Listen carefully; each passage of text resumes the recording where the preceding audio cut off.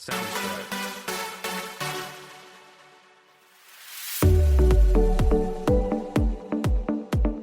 Hi, Jess. Hi, Lauren. Welcome to Conspireality Yeah, well, thank you for having me. with Lauren Shukla and Jess Rangel. Yes. We're getting the intros down now, a little more smooth. We're getting there. Yeah. Okay, so we're a little late this week, so unfortunately, if you're looking for a summer house recap, you gotta wait till next week. But this week we're gonna do the Real Housewives of NYC, the final Reunion part 2. Reunion part 2. Thank you. Real Housewives of Salt Lake City, final. Reunion part 3. Reunion part 3, and then we're gonna do Beverly Hills and the 2 Southerns. Yes. Okay, so let's start right off the bat with Real Housewives of New York. So we're back. If you can even imagine, we're still This back feels so long so ago. long ago. We're back with Brynn though. So Yes. the one thing I will give Brynn credit for was last time I said that she did not apologize to Jessel for the Pavitt comment. She did. She's off the top. She apologized. I was going to say, we very quickly get the apology, and that Yes. fight is kind of over at the top of this episode. And then they move quickly to like when Brynn was actually speaking to Uba about her being an angry black woman and that, you know, she didn't want Uba to come off like that because Oliver was not going to marry her and all this stuff. And it was her first, I mean, it's the start of the barrage of the Brynn pieces, right? Like we're just going at Brynn this entire time. I was about to say, she tackles one. Okay, well, Brynn, now we're going to go you and Uba. Like, Yeah, here buckle we up. go. Uba's been sitting quietly on the couch. Yes. You know, she looks amazing. She's getting ready to come. But the one thing I wanted to note is that if you're watching Brynn throughout all of these little like minutes, she switches from happy to sad very quickly, which leads me to believe it's all a little bit performative. Like specifically with this, they break for lunch and her face, Jessica, like all of a sudden just stops and goes like to like happy or just like normal, I would say. I know.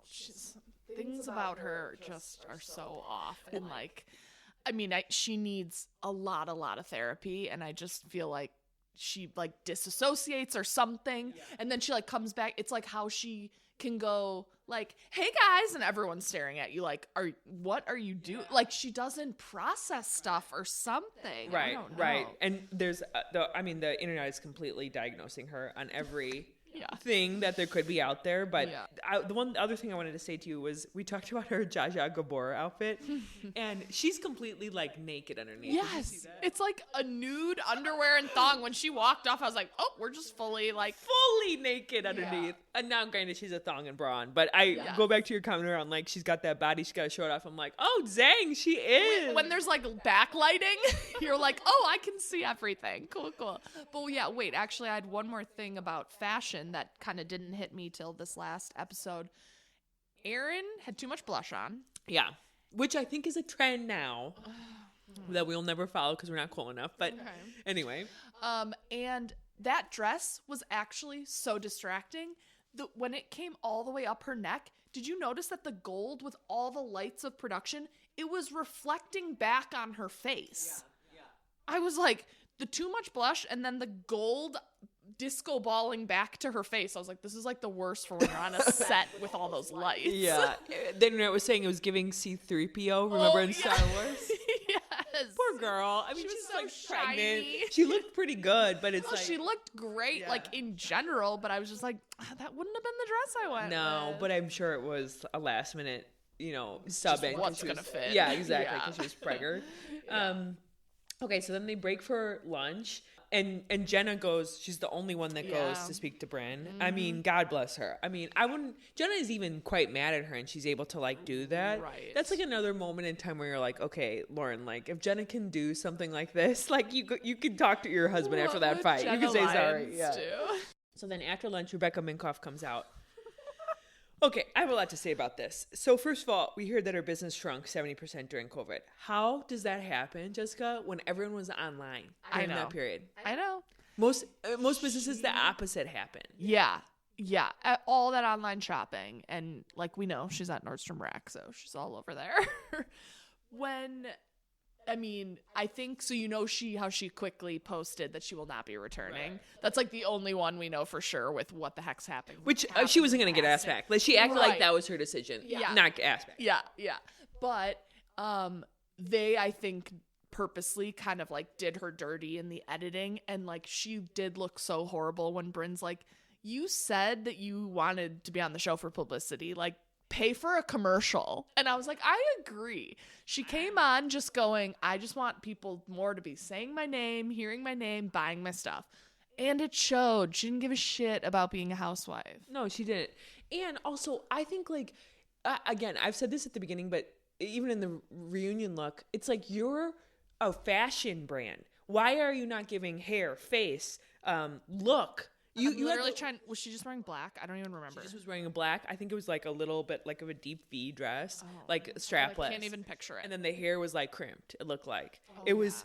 I mean, Uba looked amazing. Sai looked amazing. Like they all looked amazing. Brought it. I mean, even like a lash on Becky Minkoff would have been better. She had nothing, just because she was like, it was like granola girl face. I'm like, this was your last chance. Yeah, last time on TV in this capacity. Do you imagine that marketing team like sitting there watching her being like, no. Yeah, this is what it actually went the opposite way. Oh my God, I know.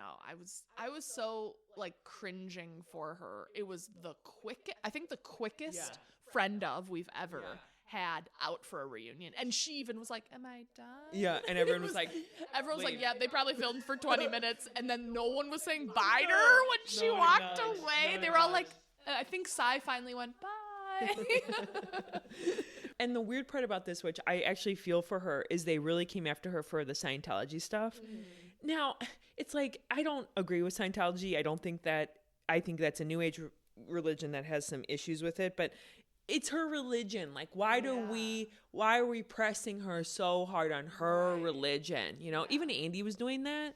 And it's like, we don't press like Uba, who's clearly Muslim. Like, we don't press, other people. So I thought that was weird that they were pressing her so much on that. But I think it probably had to do with her casting a little bit, that like, if they thought that she was going to bring. I wonder if she played it up. Right. I'm really interesting because I run this business and I'm a Scientologist and I'm Jewish. Yeah, so then the producers are like, okay. And clearly they were setting Aaron up, Aaron being Jewish, to be like, get her to talk about it. Yeah. So I think she really under-delivered and then changed her tune. Like, this is not up for discussion. Yeah. Well, and if you think of the Mormons with SLC, right, Salt Lake City, they reveal everything. Yeah.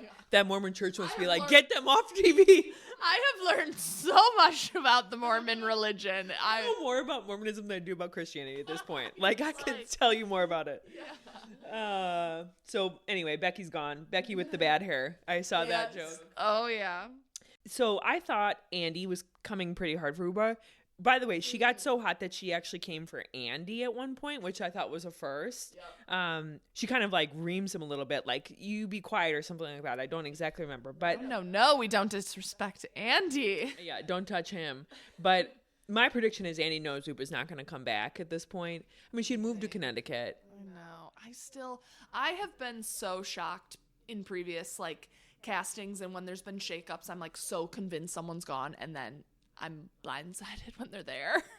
So I think the same, but I almost feel like she's going to be back. But Jessica, if she's openly admitting that she now lives in Connecticut, like... What's the, like, I don't know. All those states are, like, really close to each other. What is the drive to Connecticut? Like an hour, but...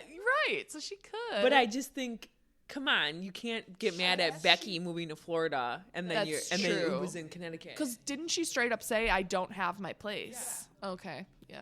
Like, fully moved in. She does not have a New York pad. And unless Oliver's going to get shown, I don't want to see this. Because now we're going to see some, like, even lesser version of Uba because she's not in the city. And then she doesn't show her man. It's like, we're not, no. Friend of or off at this point. Okay, agree.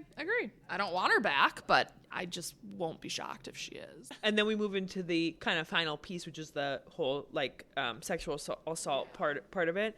Now, Bryn, it's one of those moments, I don't know if you remember this, but she actually even lies during the reunion of what she said. She claims she said, in Uba's defense, I don't think Uba clocked it. Yeah. And she didn't say in Uba's defense. She just said Uba may have not clocked it. Yeah. And the rest of the cast sat there and literally went one by one and said, no, you didn't say that. You didn't say that. Yeah. It was like, you can't even get the apology accurate. Like, it's like, how are you still lying? Like, you're so done. I don't know which is scarier. I don't know if she realizes she's doing it. Is that less scary than someone who's doing it intentionally and very much knows they're twisting the words? I think she really believes she said X when she repeats it, and everyone, and like 5 witnesses are going, no, you didn't. So Brynn does that, like, this is getting to be too much. She like does that look. And then Aaron's face like completely reacts. And the internet caught this, and I'm like, oh, this is interesting. So the internet thinks that Brynn was actually saying that to production, not to the women, but like, we need to move on. This is getting too much. Because then Andy quickly moves on. And Aaron, if you watch her, she like makes this big face, which I'm like, yeah, we're all Aaron right now being like, God, you know, this is too much for you. You literally caused all this.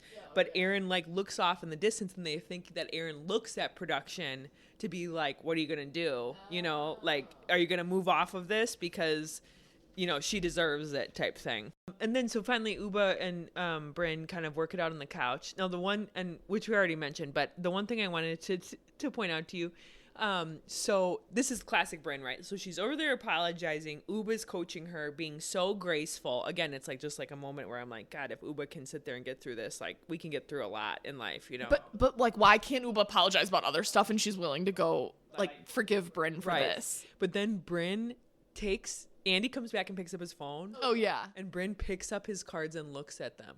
Oh, I didn't see. Yes, it was so small, Jessica, and they cut away so fast. Like his cue cards. His cue cards.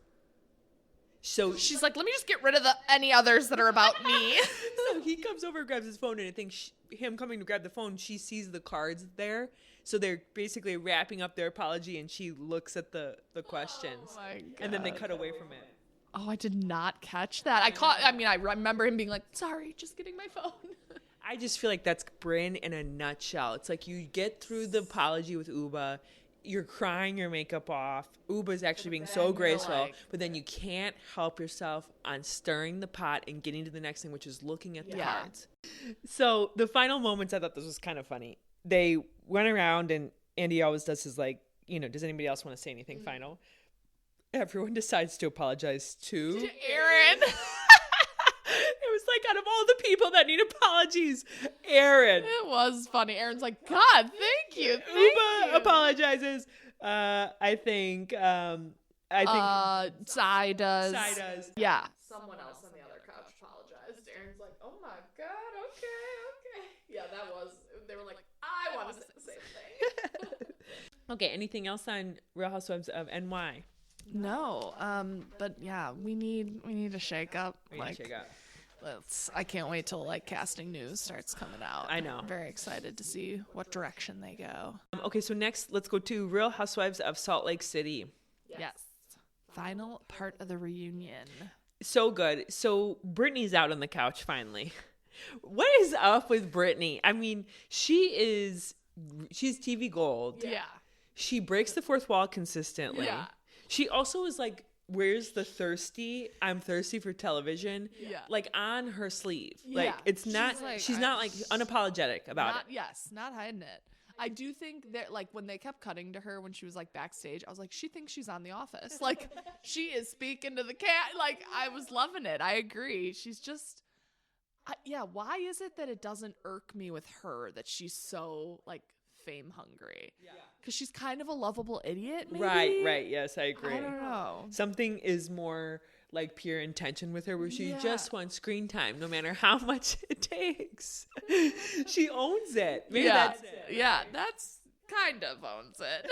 She won't admit to that recording if it's the last thing. Oh, right. So annoying. So we hear about Jared and Brittany, and actually a lot of like Jared's like horrible kind of deeds. Yeah. I mean, he's a toxic human being. So bad. And did you love how at the time of filming, she's like, done, done, done. And then they do the thing. Jared and Brittany have since gone Instagram official. Well, I wrote down Jared is John Jansen. If John Jansen got bit by a poisonous spider and came back like as a Hulk, like he is, because he's John Jansen, but he speaks. Like he sends messages. He wants to be on camera. He's as toxic and rude, but he is actually like media trained. So they're like he's like in the mix, you know. Right. Which is ironic that he actually is from a famous family. You think he'd be smarter about that. More private. And that all anything you put out there lives forever. And these women have no problem pulling up their DMs to read out what you're saying and doing. Brittany also uses the words, this is very small, but I had to note it. She uses the words innocuous and insidious. Wow, Brittany. It was crazy. I mean, it was about the fight where she was basically accusing Bronwyn for going in and telling her kids around. Okay, kind of her again, misdeeds. I was losing the thread. And could someone just start at the beginning? Like, could we just get someone to go, here's what happened? I know. They were sniping at each other about a fight, and it was like, we were like, wait, but what happened? As much as I hate it, we need a Heather breakdown to narrate. So, Brittany in her casting video. But this is where, Brittany looked ridiculous. And I mean, Andy was calling her out where he goes, your casting video was all about how you are not on speaking terms with your daughters. And she's like, no, it was just that it was rocky. And then he's like, but you're accusing Bronwyn of ruining or tainting the relationship. You didn't even know Bronwyn until you got on this show. Yeah. So Bronwyn's like, how did I get any in your daughter's ear? Right. But that was as much as I could understand. But they clearly had some kind of mutual friend that Bronwyn, like, how did Bronwyn even see Brittany's, like, older teenage daughters? Unless they're similar age to Bronwyn's daughter? And honestly, if the relationship is healthy, like, most kids would brush that off from Bronwyn, you know, like the fact that Brittany's, like, tagging that as the reason. It's like, Brittany, come on, you're delusional. From a mom that maybe is like another mom at your school, I'd be like, what the hell is this lady saying to me? I like could be so confused. Like, okay, Mrs. Whatever. Talk to you later. Yeah. Good to see you. Yeah, right.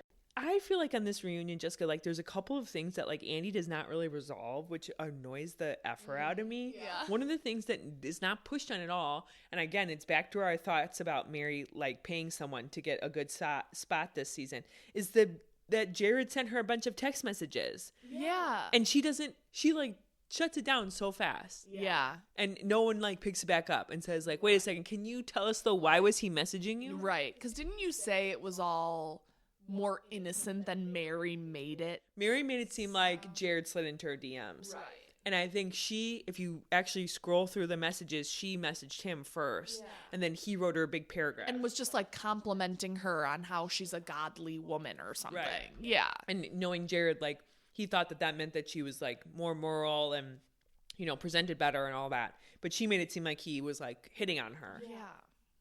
But anyway, we don't get any resolution on that. Nobody's asked to see the messages. We also talk about Lisa and Bronwyn in the villa, right? So moving to Puerto Vallarta. Yes. And no resolution there. I think there's partially no resolution with Lisa because Andy in the control room are just like, just move on. We can't get through to this woman. Andy's like, I can't scream Bezos anymore and nobody's listening. So keep it moving. I agree. I think he just gives up with Lisa. Because then the other unresolved thing was between Angie and Lisa when Angie was saying that she didn't know Lisa as well as she knew Bronwyn at that point. Yeah. We didn't like, so what? So what was the answer? Why was Angie saying that? Right. And like we said, that was such a strange, like, we think Angie was alluding to, I actually do know a lot about you, because they were saying they were talking daily. Like, that was Lisa's whole thing. You would use your daughter to get off the phone with me.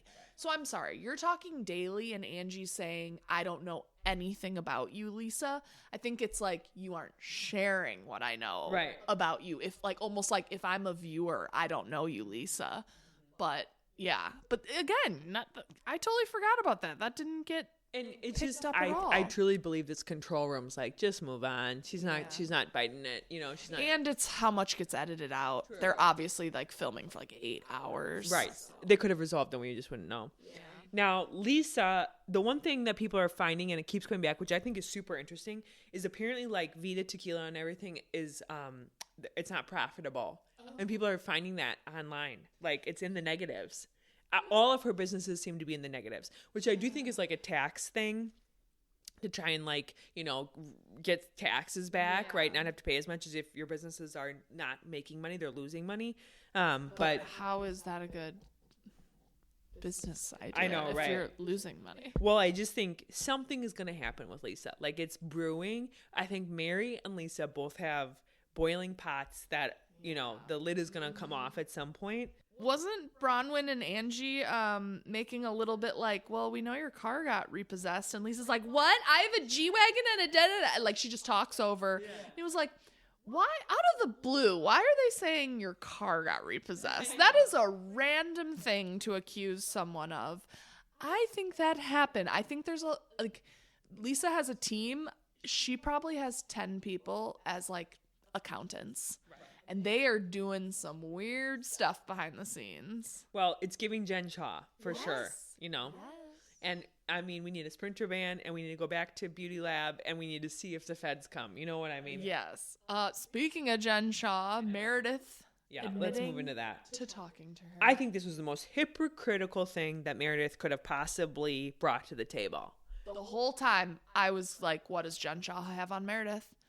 This is making no sense. Like, when it was all happening, it made no sense how much Heather and Meredith were riding for Jen Shaw. During the trial, they were the only two out in New York.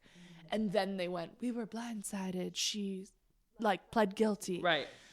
I was like, what? You two, there is something. I'm sorry. There isn't just freaking blind loyalty like that. Yeah, right. And the fact that Meredith would still speak to her, and as everyone was like, the things she has done to you, and you won't reconcile with Angie or Brittany or Whitney or anybody on the couch, and then meanwhile you're saying, well, doesn't Jen Shaw deserve a second chance? Right. Yeah. No, she's got something on her.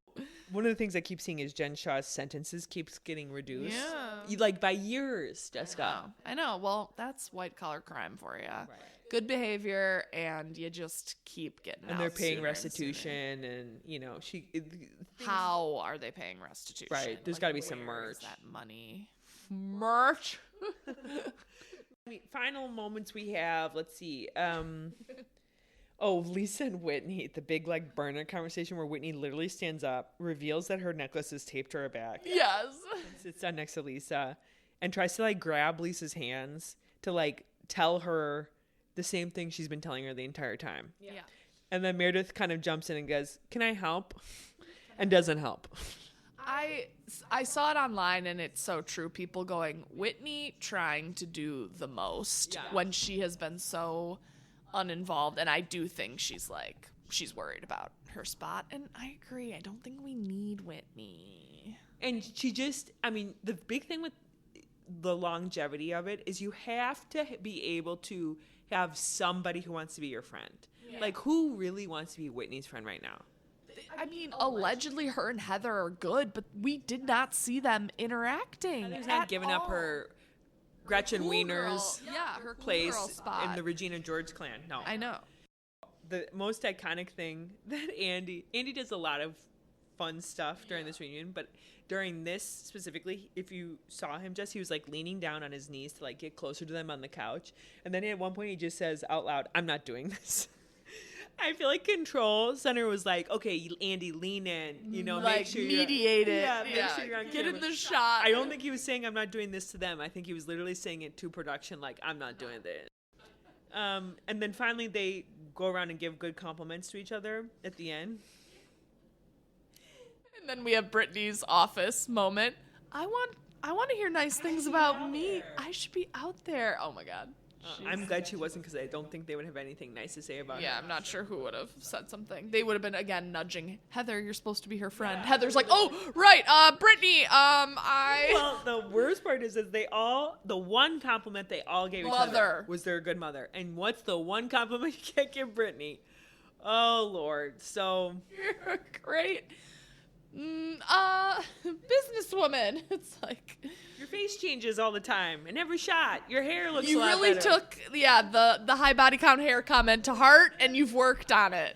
But that hair that she's got now just doesn't look low body count. No, it's a big blonde weave. Yeah, she's just doing a different high body count style. And then I love that they toast with Miller Lite. Oh, yeah. To bring it back. I mean, how freaking long ago was that Milwaukee Oh, trip? my God. It's just like, that's when I go, time is flying by. Yeah, like, that was this season, them going to Milwaukee. The last thing, too, is I'll just say Mary has Andy compliment her. Yeah. I would have been like, can I have Andy compliment me as well? Oh, sorry. Can Andy do us all? Yes. Anyway, I think they all come back. I think Brittany's coming back. I think, you know who's not? Probably Maylee's not coming back. It just something, just a thought. When you first said it, I literally was like, who? I don't think we'll see her. Just, you know, if I had to bet. If I had to guess. Yeah, so maybe they'll bring in another friend of to just test in the mix. Brittany might get full-time. I honestly think they could part with Whitney. And Meredith. Yeah. Whitney, Meredith gone. Brittany gets a full-time. And then bring in a strong friend of. All right, let's go to Real Housewives of Beverly Hills. Beverly Hills. Okay, so first, right off the bat, just talking about looks. Sutton's second confessional look with long hair and bangs, I think looks so much better on her. Yes. I think it like de-ages her by 10 years. Yeah. Yeah. I think she looks amazing. Agreed. I didn't even put that together, but I was like, oh, that hair is so much better on her. So much better. And usually, like, as you get older, people are like, cut the you hair. have to go shorter, Yeah, right? I remember Kyle Richards always got that for so long. Like, cut your hair. No, but she looks good with it. Okay, so we have Bose and Keely dinner. Okay, so Jessica, you and I sat there and we said how we liked Keely, Yes. and the internet is ripping him a new one. Why? Because I know during that dinner, he said he had some like weird comments, which I get. He said something like, you know, he gave her a compliment and she said something like, "Do you mean it?" And he said, "I was going to say that anyway." Like I would have said that either way. Yeah. And then this idea that for some reason she's walking towards fertility treatments and he's not even said "I love you" to her. Right. He's giving sketch. Okay. And then he also kind of made too much of an emphasis that on like her businesses, and the internet is just tearing him up. And you and I were like, we like him. Okay, well, I did not see the hate for him. But it is weird that they're driving towards baby with no marriage. 100%. Like, put a ring on that. Yeah. No. Completely agree, but that's also on Bose. Like, right. Let's not, like, the whole, like, haven't said I love you to each other. She hasn't said it to him either. So it's not all on the guy in that case. To defend Keely. Right. Yeah. And but I think it feels like in driving towards a kid with no other pieces that he's after her money. Right. Like, the NBA calls it an anchor baby, right? Like you get anchored to somebody who makes a lot of money because you have a kid with them, and then you can for sure receive child support. And that's potentially what the internet is after. Because do we know his backstory? No. What does he do? We don't, other than he was somebody's uncle that she got introduced to. Oh, I missed that part. I didn't even know how she met him. Yeah, it was like her assistant or something. It was the assistant's uncle. And okay. So it's not random, you know? Which helps. Right. Yeah. But anyway, jury's still out on him. Okay. I just thought, literally just I know. Our initial thought, we should just always go the opposite way. Yeah, clearly. I did say when we were like raving about him, I hope I don't put my foot in my mouth. Yeah, right. But right now, very good first impression. Yeah, right. Okay, so let's see. Kyle and Mo, they were at the gun range, I believe. The shooting range, yeah. I'm not understanding them. It seems like, so Kyle was on the after show. She said they still spend the holidays together. You know, they have a very amicable relationship still. Yeah. They have started to talk about, she said, what are they going to do with the house? Should they both move out? House? Yeah. So they're moving forward, it seems like, but it seems like they don't want to. That's why it's like, can we just get what is happening? I know. I can't obviously have absolutely no idea what it would feel like to have been with someone 25 years, 4 kids. Whatever. I know her oldest is not Mo's, but whatever. They've raised 4 kids together. So I'm not going to act like I can understand how you just can cut ties. Like, I'm glad they're staying so amicable and all that. But in my head, then I go, what is so insurmountable that you aren't together? Right.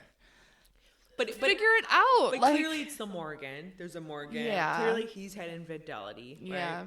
So maybe it's just. But then why are you still so friendly? Right. That's where I'm like, Right. shouldn't you be more mad at each other? This is where we need Heather Gay to like cross over and like have a Yeah. lunch. Because everyone's like going after Dorit, like, you know, lawyer up, baby, here we go. And it's like, why is nobody poking a little more at the Mo Kyle situation? Also, get back together. I think because we know a little bit more deep down, Mo is a better man. Sure. And they don't think Mo is gonna fuck Kyle over in Right. the divorce, but they're all like, I think PK will fuck you over, Dorit. He's already showing Right. Signs. Big ones. signs. Yeah, he's already like mentioning custody. Yeah. Interesting when it sounded like half your marriage you lived in London. So now you want the kids? Right. Well, also, I do think Kyle pushed for the separation. Yeah. Versus PK pushed for Yeah. Dorit and his So, separation. that's so true. he's an easy enemy versus Kyle. It was clear that she started dating Morgan because back to the psychic, you know, years and years ago, Mo was not emotionally fulfilling her. Oh my God. Alison Dubois. with her electric The cigarette. e-cig before those were big. Yeah, at Camille Wow. Grammer's house. So maybe that's also why they're not like, it's not at, like Mo's a little bit like, what do you want to do? What do you want to do? Yeah. And Kyle's like, separate, you know. Like, Yeah. She's like, why did I say separate? I finally noticed the Kyle lips. Oh, you did? They cut to her in one quick scene and she was getting out of a car and she was like, I was like, that's what Lauren's talking about.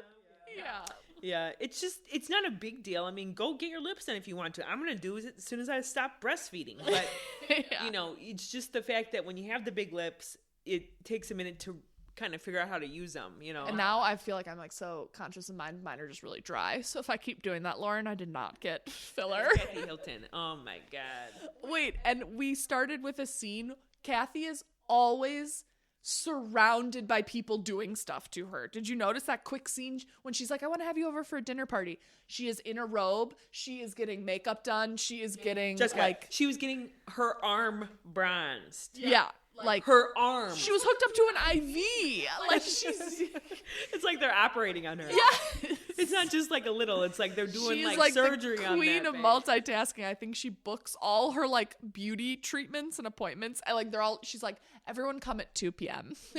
I will be in my robe and you can all just work on me. Like you're on my feet, you're on my arm. I just thought, dang, if you're getting your arm bronzed, you better be going somewhere that day. Like it almost feels like that's just how she wakes up. Like getting bronze my arm. Because think about it, Jessica.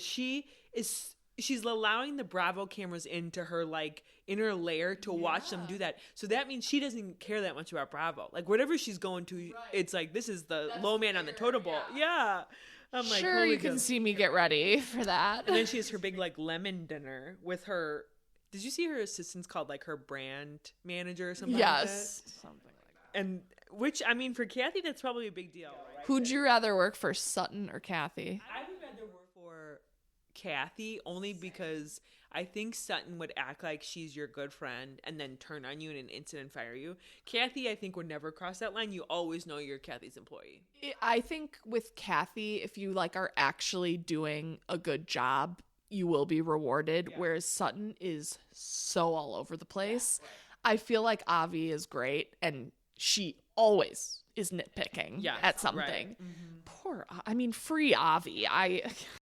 So anyway, we have a couple things going on. So let's start with the Kathy dinner. We have Kathy, Erica. Yes. Clearly it's the leftovers that didn't go to Augusta. That weren't invited to Augusta. Kathy has some weird moments where she says, you know, I'm Chinese, 3000 BC or something. And then she also says, who couldn't love PJ instead of PJ? Yep. And saying she thought he was 56 when she first met him, which was like 10 years ago. And again, like very fun Kathy things. However, everybody who's heard me talk about this, go watch Paris in Love and then come back and tell me what you think of Kathy, because that is a dark show. Dorit reveals basically that PK doesn't want to be married, and he's in fact trying to get divorced before 10 years because it's common law in California once you hit 10 years, which means they split it down the middle. Yeah. Now, Jessica, 10 years would be this next month. Like live right now? They Okay. haven't figured it out. They're not divorced yet. Okay. So the conspiracy, because we're Conspire-Reality, is that PK actually wants half of what Dorit has because he's broke. Because he's got nothing. Love it. Isn't that great? Joke's on you, Dorit. You should have done it real quick. That's the flip. That basically Whoa, yeah. PK isn't divorcing her because he actually wants her. And, okay, if what I didn't understand too, so say Dorit, say back then she realizes I've got to hold on till 10, you know, or anyone in that case where you're so close to that time frame, no one can force you to get divorced, right? Don't people, right? You just keep dragging your feet till you get to that 10-year mark. Right. Which would mean you'd have to offer something really good to get through it faster. So maybe PK was like, let's just wait for the 10-year mark and then we'll see where the chips fall. And Dorit really did well with Beverly Beach.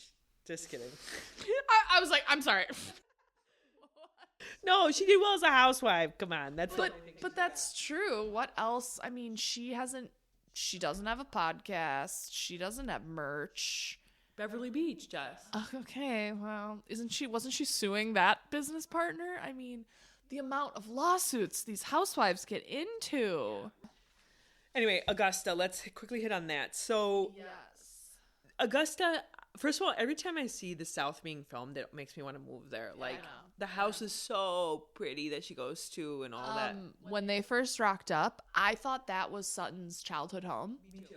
And then it just is like, oh, Sutton just owns it. I was like, oh, excuse me. Okay. Beautiful on the inside. So nice. I know. And then the little house in the back that her mom lives in. And her mom is a pistol. I thought you were going to say a different word, which would also have been accurate. I mean, her mom is a bitch. I cannot. Okay, but the one thing is Garcelle. Oh. Garcelle is the friend you don't bring home. Like, I don't want you uprooting years of family trauma. I don't want you trying to fight that for me. Yeah. I don't want you giving Kyle my mom... fully understood that. She's like... I don't even want you giving my mom the scarf, you know? I don't want you coming near this. You know? I was surprised that the scarf fell so flat because I would think this older Southern woman would have been all about manners and you bring a gift. You don't come empty-handed. So I was a little surprised how awkward that exchange was. Yeah. Agreed. People were saying that maybe there's a little racism built into that. Saw that. And that she said to Kyle, like, you're so pretty. And Garcelle goes, oh, she didn't say that to me. Yeah, right. And then, so I heard on the after show, so two funny things. One is that Reba, the mom, fully regifted that scarf to Sutton for Christmas. Stop. And, like, forgot that Garcelle had given it to her. The other thing that was so funny with Reba is Jennifer Tilly, who I love Jennifer Tilly. Oh my God, I, like, forgot we, like, haven't seen her for a bit. No, right. We haven't seen her lately. She and Sutton went to Paris, and they dropped Reba off at a hair place to get her hair done, and then they forgot where they dropped her off. Where's Avi when you need him? All streets look the same, and they didn't remember what the salon was called. We don't know where. And they come back, and she was like, "Fine," but you know, Jennifer Tilly's like, "Yeah, we fully forgot where we put her." That is so funny. Isn't that so funny?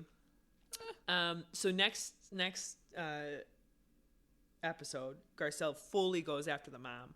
Again, I think she's like trying to earn her spot a little bit, but it's like, golly, and like defend her friend, but what's wild is that Reba is a therapist. Shut up. Yeah. But maybe, is that why she's so hard on Sutton, maybe? A bit. And just like, so I also already watched the other episode, so I can't get too much into it. That just happened. But yeah, they go much more into the backstory about Sutton's dad. So like, Reba's been through a lot, but I was dumbfounded when I found out she was a therapist. And that's how she acts with like not showing love and get into her business. Okay. Anyway, Beverly Hills going well. Let's see, the Southerns. You want to start with Charm? Yeah. Okay, so Madison and Austin have a very weird date.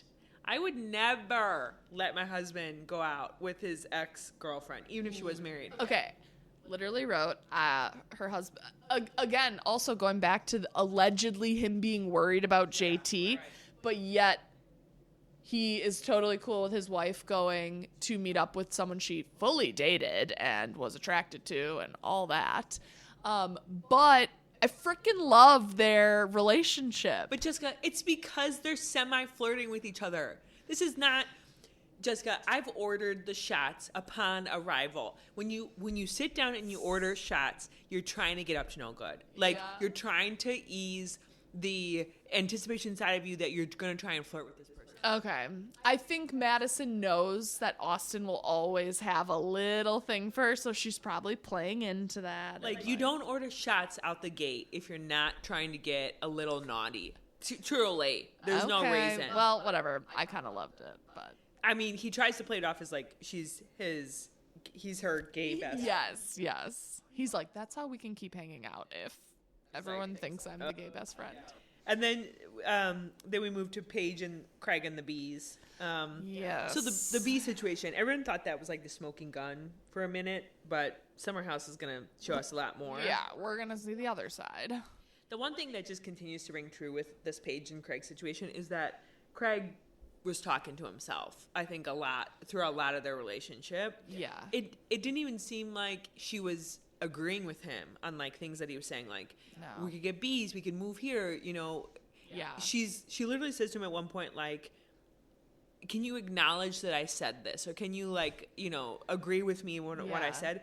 He's not listening to her at all. Yeah. And it just signals to me that he had no idea what she was actually saying. It's making more sense how Craig could claim he was blindsided. Right. Because he literally hears what he wants to hear. Yeah. He like ended that whole convo, and if that were me, I would be going red flag, red flag. Yeah. My significant other is nowhere near wanting to settle down, and he like ends it like, okay, well, I can't wait to get started with bees with you. And it was like, that was your takeaway. She literally doesn't want anything to do with the bees. She literally said, like, you got to sow your wild oats at 31, and I'm only 31, so I want that same time. Right. So, Craig, do the math. You're 38. She wants 7 more years. Right. Right. And did you also catch that Craig says, like, if you want to make another million, he says it, like, off the cuff. Oh, yeah. I'm like, damn, does she have $1 million? She might. She works. Yeah. The amount. WERK. She works. Agreed. I mean, her and Hannah's Instagrams. It is brand placement. It is. Yeah. I mean, they must be making so much off Giggly Squad podcast and tour. Yeah.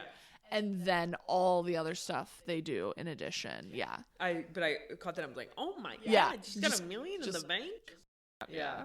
All I'm going to say is that if, you know, I think the reason why people are giving Craig so much pass on this whole situation is, I mean, I've had a lot of time to think about this, is that the gender roles are, like, legitimately reversed. Yeah. Mm-hmm. Now, we see on Summer House, you've watched the episode, I have not yet, but basically the preview says it all, that he was texting people. Yeah. Which, here's the bottom line, right? Breakups are messy. Yeah. And we've seen Paige is canoodling with a man out in Joe DiMaggio. The timeline doesn't totally make sense. We've talked about this, where their engagement, basically the man that she's been seen with, ended his engagement in November. Of 2024. Paige and Craig broke up Thanksgiving of 2024. Yep. And then the you know, we all know that the fiance of the guy she's now seeing kind of wrote something that Paige had slid into that guy's DMs and was messaging him. So if you do the math, you know, you're not ending an engagement 48 hours after someone's DMing you. You're kind of talking to someone for a while, right? Yeah. So there would be overlap there, right? Yeah. It's not as clean as what everybody's saying. He was texting girls. I mean, this is the mess that we knew was going to come. Not so amicable. No. And I think that at some point we should just know everything about every detail. Yeah, please. What investigative journalist is speaking to the ex-fiance? I need... Jessica, I know. I'm like, get Rachel. Her name's Rachel Durant. Okay, get there you go. Rachel Durant on a podcast. Why has nobody done this? I tried to find... Dare we say Giggly Squad? Or Pillows and Beer? Craig interviews her. Oh my God! The mess. I tried to stalk her, and I did not see anything. She hasn't done anything else since that. Because I wanted to see when her and Joe DiMaggio, whatever his last name is, got engaged. Because I wanted to see, has she taken down all those? She took her down all of them. Because I think you could kind of calculate then when they were supposed to get married, right? Because then you're typically engaged for about a year, maybe a little more, maybe a little less. And I could start to put together a timeline. But the only thing that I felt like I uncovered, like being Nancy Drew, was that his place of business that he works at, he's VP of marketing at a talent agency, it looks like, for athletes, is headquartered out in LA, and then she spent the summer out in LA. Yes. Which Craig alluded to. Yeah, which Craig alluded to. So maybe they got to talking out there. We will never know. No. She's got her army, he's got his.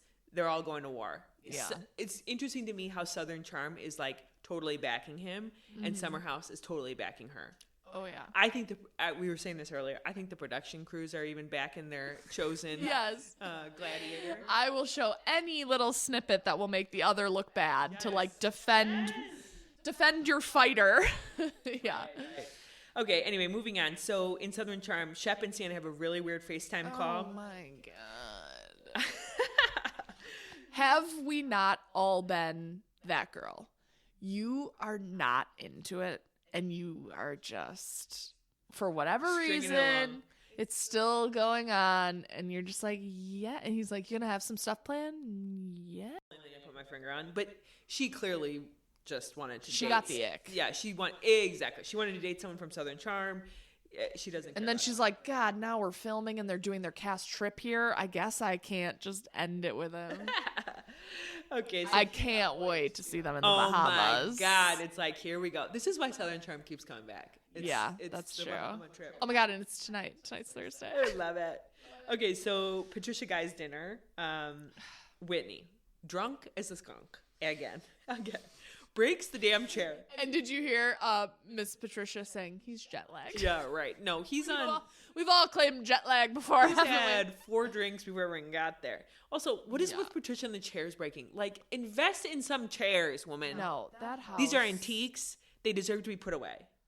That house is a museum and not a good one. Like, it's not cute. No. Also, Patricia and Shep driving, she like legit almost hit that woman. I think they chose not to air that because that could have been like a problem for her. Yeah, they had to like wait a while to make sure that woman wasn't gonna like press charges. Imagine you're watching the show and you're like, that was her who almost hit me? I'm gonna sue that Yeah. that super wealthy old lady. Okay, so Craig kind of alludes to his engagement here. Oh, yeah. Paige in the past has suggested that Austin is like trying to break them up or something. I don't think he is. I mean, I think Craig. Paige, you're trying to break yourself up. Yes, you and Craig are not working. Yeah. So he kind of alludes to the fact that like he doesn't know where they're going to end up. He doesn't want formalities to be the reason why he like pulls the trigger. I mean, everyone just has the same look on their face that we as viewers have, which is just like, this is not going well for you, buddy. No.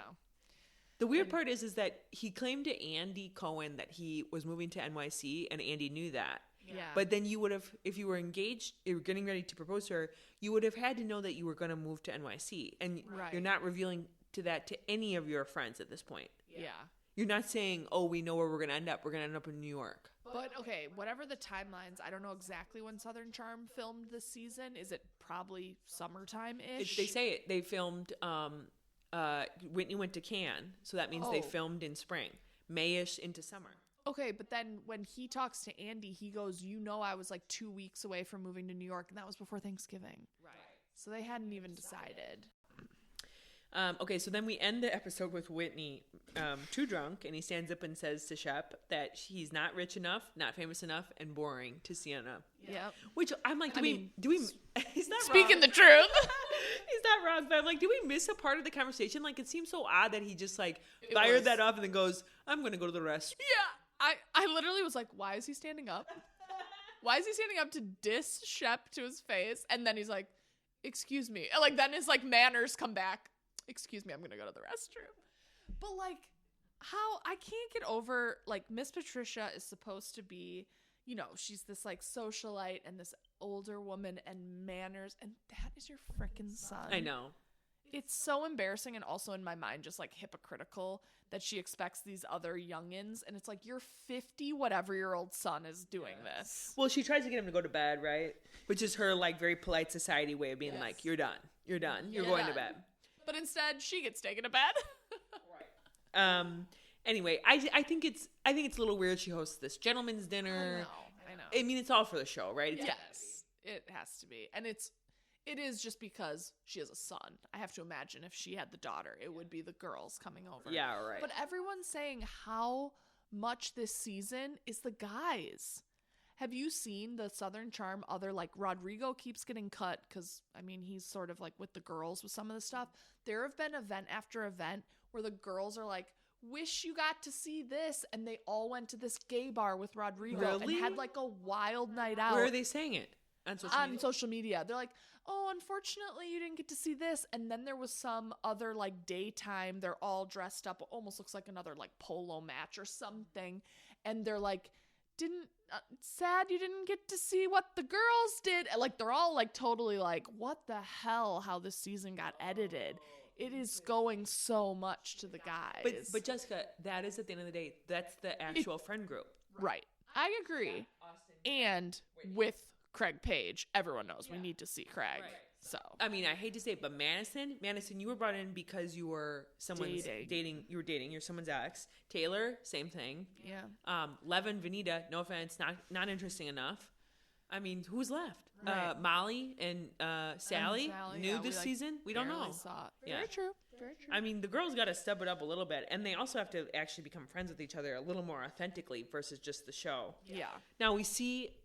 So there was a blind item that Sally and Craig were having dinner together out in New York. Yes. Now you said that other people saw them and there was other people with them. There were another two, and it was because they were all out there to film Southern Charm Reunion. Oh. They're all in New York for that. He doubled up and did the Watch What Happens Live, and then the Southern Charm Reunion was filming a day or two later. So they were not just on a trip to New York. Demois, that's like really shady that Demois put that out there. Yeah. Because that's super obvious. Yeah, that started some shit. And it's like, no, that's actually just a cast member, and allegedly 2 other people were at the table. And did you see JT posted underneath? No. So Demois posted that this was happening. Sally and Craig out to dinner. They very obviously cut out the fact that there was other people, that he was out there for, the reunion. JT posted underneath, sounds about right, or like makes sense that they were dating. JT still being the villain.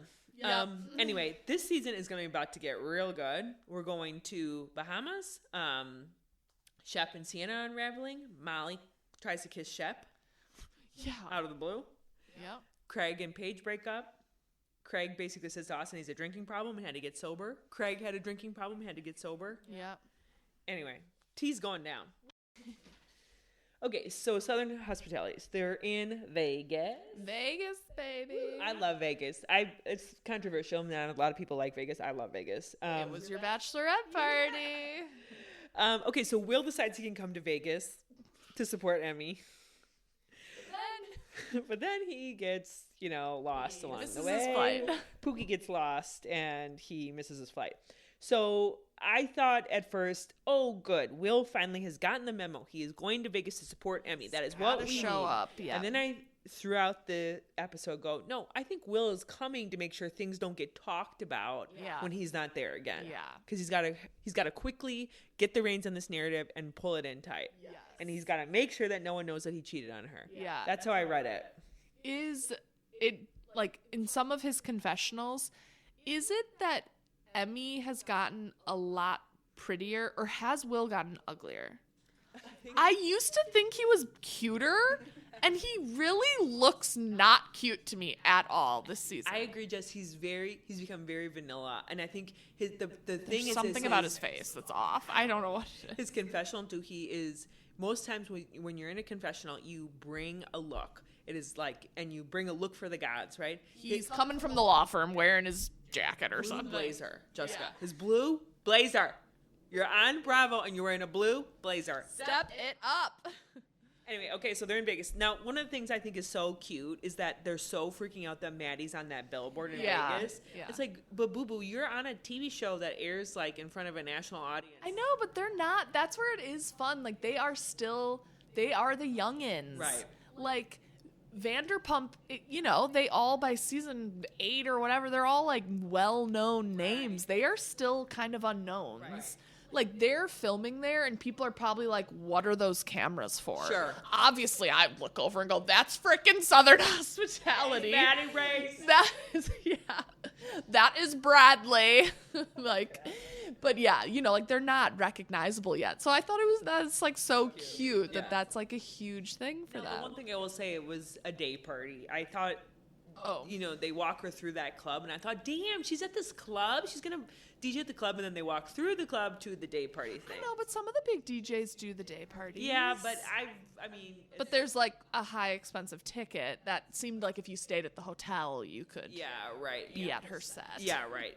I think you could walk up to that for free, but, you know, either way, good for Maddie, So, but back to, like, them arriving. So, Emmy gets the phone call from Will that he is going to miss his flight, basically. Jessica, her eyes had the full white around the thing. She looked crazy. I literally wrote, like, she is so anxious. Yes, with the hair. Playing with the hair, and, like, she's like the Shep with the legs. You can tell she's just sitting there like, oh, my God. He's not going to be here. Yeah. I was like, calm Something down. is going on with her. I mean, it's a crazy moment to get that worked up. She's like imbalanced. Yeah, there's something chemically going on there. Something is off. So, and then we have Mia fully reappearing. Mia's back. Mia is a star. Yeah. I mean, she's a main character. Yes. In 2 seconds, first of all, she looks beautiful from a 16-hour flight.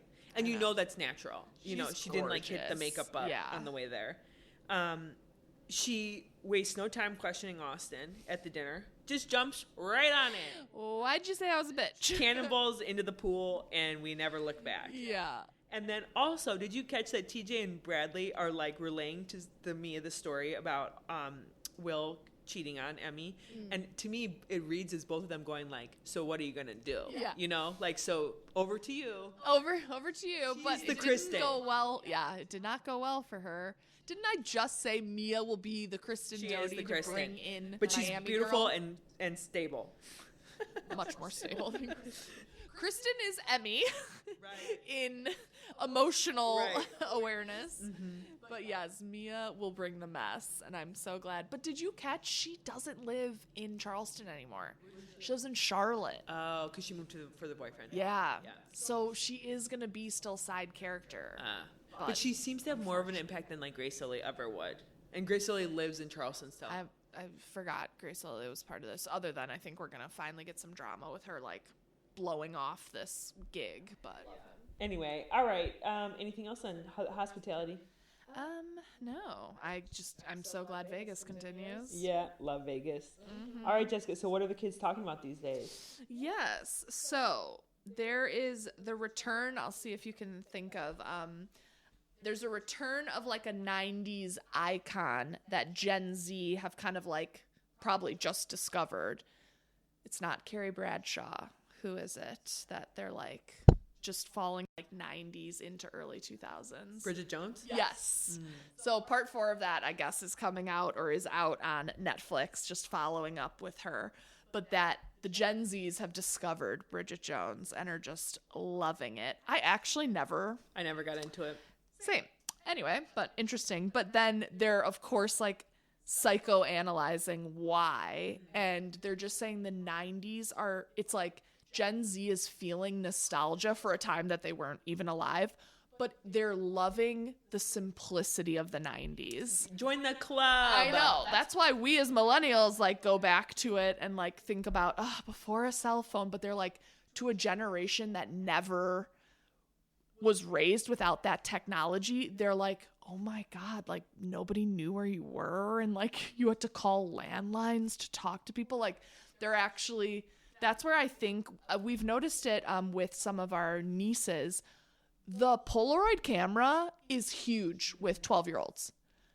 I think we're going to have this whole revert away from technology that these other generations that have only been born with it are like, I don't want it.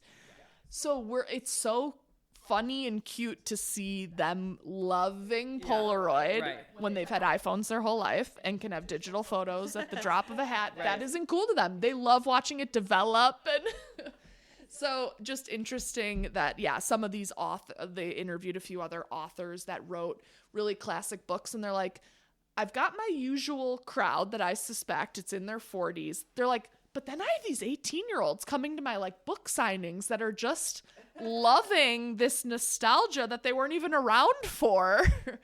So yeah, I'm for it. I go back to those times, and like we always say, like, simpler times.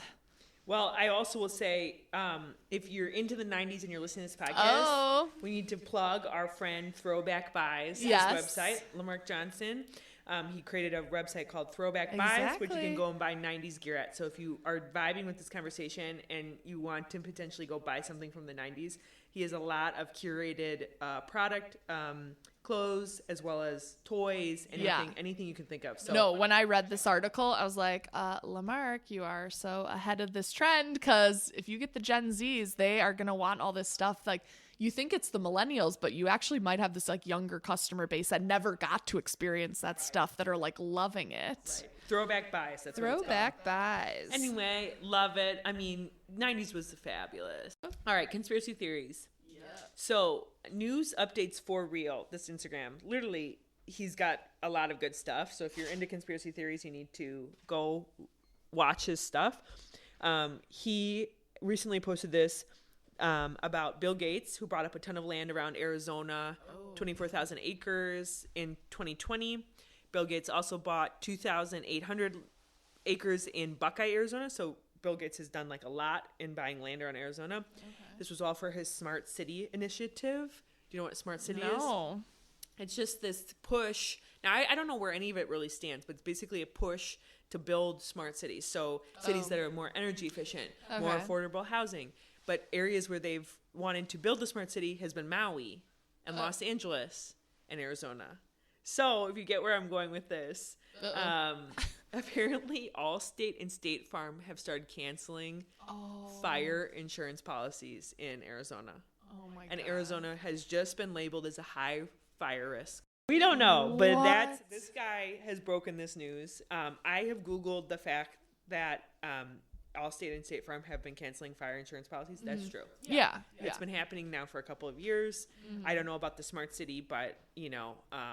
Was Bill Gates involved in the Maui and LA smart city land I don't think ideas, or he kind of got into just the Arizona? I think he's always been into the smart cities. I think that's been his concept. Okay. And everyone always has suggested billionaires are behind those smart cities as a way of kind of controlling the masses. But Maui definitely had a smart city concept around it. I don't know if LA did. I haven't heard that, but that's what everybody thought as part of the wildfires that went on there. But Arizona definitely has that. And they're starting to cancel those policies, or they've been canceling those policies. So I don't know. You heard it here first, but we'll see if it actually pans out. Yeah. The NFL script, by the way, if anyone was listening last episode, was not true. Yeah, parts of it when the Eagles were up so much, I was like, it's panning out. It's panning out. But the Chiefs never made the comeback. So anyway, and no engagement. Conspiracy theories are not often right. Let's just say it like that. But that one was a fun one. I literally didn't care about the Super Bowl, and I was watching to be like, is this gonna happen? Jessica and I were texting like, okay, now we need. Lauren's like, Travis Kelce is supposed to have a limp at halftime. Oh shoot, he doesn't have a limp. Do we see the limp? Is the limp anywhere to be seen? Yes. No. Okay. So conspiracy number 2. So this has been around for a minute, but Kamala Harris' campaign came under scrutiny for spending $1 billion in the final 15 weeks of her campaign. Billion with a B. Yeah. $277 million in the final 2 to 3 weeks, and was $20 million in the red at the end of the campaign. So I mean, it's just monopoly money at that point. What are you spending? But the Democrats were scrutinizing this, right? Because it's like, where did the money go? Like, what did you use the money for? Right. She had events with Oprah and Beyonce, so there was some big spending there. But one of the videos that really is calling question this conspiracy is, the Call Her Daddy podcast? Yeah. So they brought that Call Her Daddy host, I forget her name. Alex Cooper, yes. Yeah. To Kamala. They didn't bring Kamala to her New York studio, so they rebuilt Alex Cooper's podcast studio wherever Kamala was, right? Yeah. Just probably for security reasons. The campaign claimed that they spent $100,000 on rebuilding that studio. Alex Cooper went on and said, there's no way in hell that cost $100,000 Yeah. because it was like cardboard walls. It was like truly a set. So she's saying way cheaper. She's like, my studio in New York doesn't even cost $100,000. Oh, okay. They didn't spend $100,000 on that. And then she said, with love, I love them. She's clearly like, was in support of Kamala, but she's like, they didn't spend anywhere near that. So everyone is asking, where did the money get spent, Kamala? Okay. Now, everyone is just, there's no real, like, complex answer. The answer is that she paid friends and family to be part of her campaign and could have or money laundering is another one that I'm seeing, which seems very unlikely considering she was going to be president. But anyway, the kind of smoking gun of this is this call her daddy, like unknowingly going on to a like TV station and saying like they didn't spend $100,000 on that set, which kind of brought people out of the woodwork. That's where it's like I'm saying, it's monopoly money. Who are the accountants on these campaigns? Like, when that much money is allegedly going out, are you just like, I need an invoice for that? You know what I mean? Like, it's so out of control. No one is keeping track. I've literally never donated to a political campaign in my life. Nor will I after that article. No. I'm like, you are not spending the money well enough. Have good policies and go speak about it well. I'm sorry. I'm not funding you. Also, in the day and age of social media, it's like, why did you didn't need Oprah. You didn't need Beyonce. They, first of all, should have been doing that for free. Yeah. Donating their time. Right. If they fully... You got Taylor Swift, it's like you didn't need those players. You just needed to be able to speak about it on a viral video that you didn't even have to pay for, to be honest. You could have literally turned the iPhone to your face and spoke about your damn policy. Yeah, like we can actually do stuff a lot cheaper nowadays. Right. Anyway, that's the second conspiracy. Okay. We'll see if an audit is the IRS involved. Comes out. As it's tax season. We'll also watch Arizona, which please let's not have another big fire. I really hope that's not accurate, but that one's scary. Anyway, Jessica, great talking to you. You too, Can't Lauren. wait to watch Summer House. Oh, yes. We'll catch up next week. All right. Bye.